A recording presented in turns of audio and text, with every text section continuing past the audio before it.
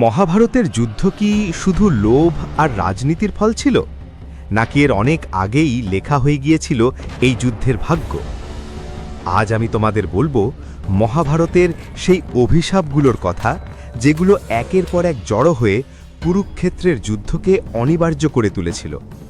এই গল্পগুলো খুব কম মানুষই জানে। মহাভারতের প্রথম এবং সবচেয়ে ভয়ঙ্কর অভিশাপ শুরু হয় পাণ্ডুকে দিয়ে।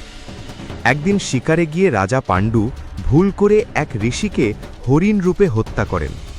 মৃত্যুর আগে ঋষি অভিশাপ দেন, যেদিন তুমি স্ত্রীকে কামনায় স্পর্শ করবে সেদিনই তোমার মৃত্যু হবে। এই অভিশাপেই শেষ হয়ে যায় পাণ্ডুর বংশধারা।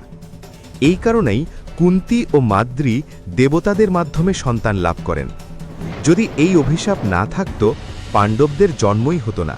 কুন্তী ছোটবেলায় দুর্বাসা ঋষির কাছ থেকে একটি মন্ত্র পেয়েছিলেন।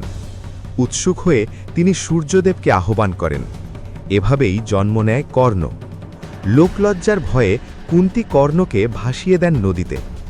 এই পাপের ফলেই কর্ণ সারা জীবন মাতৃহীন, পাণ্ডব ও কর্ণ মুখোমুখি শত্রু। অনেকে বলেন এটাই ছিল কুন্তীর নিজের ওপর দেওয়া এক নীরব অভিশাপ। দ্রোণাচার্য অপমানিত হয়েছিলেন দ্রুপদের দ্বারা। তিনি শপথ নেন, তোমার রাজ্য আমি তোমার শিষ্যের মাধ্যমে ধ্বংস করব।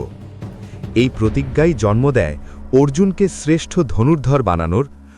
দ্রুপদ যজ্ঞ করে এমন পুত্র চান যে দ্রোণকে হত্যা করবে।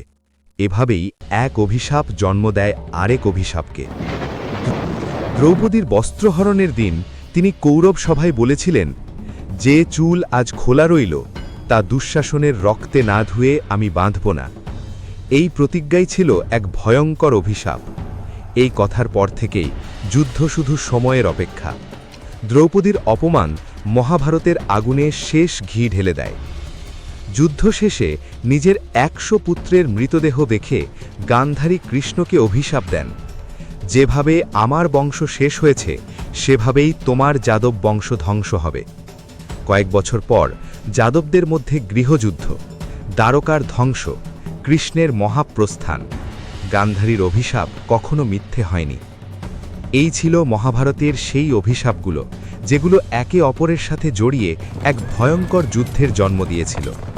মহাভারত আমাদের শেখায়, প্রতিটি কর্ম, প্রতিটি কথা একদিন ভাগ্য হয়ে ফিরে আসে। তোমার মতে সবচেয়ে ভয়ঙ্কর অভিশাপ কোনটা ছিল? কমেন্টে জানাও।